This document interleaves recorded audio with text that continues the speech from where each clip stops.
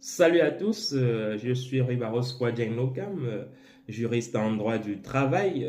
Aujourd'hui, nous allons parler du thème des congés payés. Alors, il est souvent question de savoir, est-ce qu'un salarié qui est en congé payé peut travailler durant ces congés payés-là?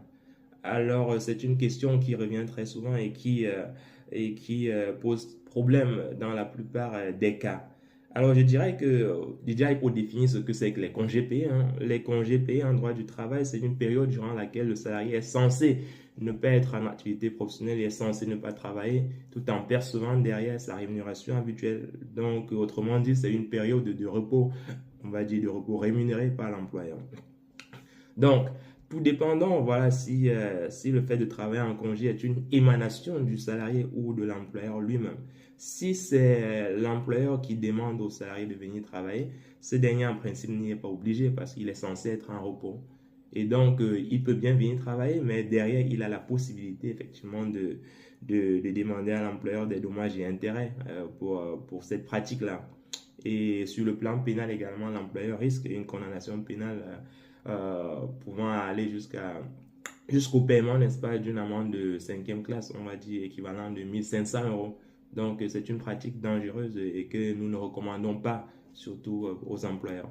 Par contre, si le fait de travailler durant les congés payés est une émanation de la volonté du salarié, dans ce cas aussi, c'est interdit parce que voilà, le code du travail dit clairement que voilà, le salarié qui travaille durant les congés payés peut être poursuivi, n'est-ce pas, peut être poursuivi, n'est-ce pas, pour travail illégal durant les congés payés parce qu'il prive là, n'est-ce pas, un demandeur d'emploi de la possibilité de travailler. Et donc, le régime d'assurance chômage, n'est-ce pas, peut effectivement déclencher une procédure à l'encontre du salarié pour obtenir des dommages et intérêts. Et généralement, c'est le maire ou encore le préfet territorialement compétent qui peut déclencher cette procédure-là. Il faut aussi dire qu'au-delà de l'aspect pénal, voilà, le salarié aussi risque sur le plan professionnel un certain nombre de sanctions. L'employeur peut décider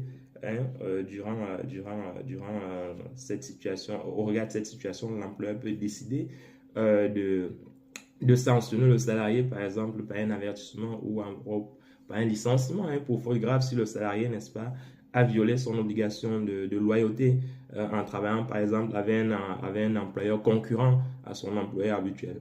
Donc, dans tous les cas, c'est une pratique qui est dangereuse, qui n'est pas recommandée et qui est contraire, n'est-ce pas, aux règles établies en droit du travail. Donc, je vous recommande, durant vos congés payés, de